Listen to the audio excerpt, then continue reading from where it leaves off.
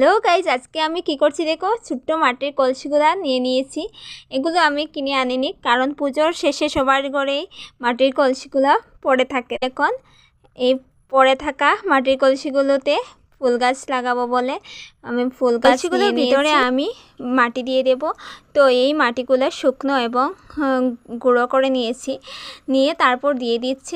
অল্প দেওয়ার পর এখন আমি মাটিগুলো ভালোভাবে দিয়ে দিচ্ছি, কারণ পুরোপুরি আগে দিয়ে দিলে জায়গা থাকে না। তো আমি আগে গাছটা লাগিয়ে নিচ্ছি, তারপর মাটিগুলো দিয়ে সোজা করে লাগিয়ে নেব।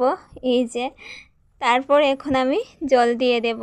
তো জলও দিতে হবে তার রোজ রোজ এইগুলাতে, আর সূর্যের আলো তো লাগাতেই হবে। মাটিগুলো সব দিয়ে দিচ্ছি কলস ভর্তি করে। তারপর এখন জল দিয়ে পুরো কমপ্লিট করে নেব। এই যে দেখতে পাচ্ছ কি সুন্দর লাগে।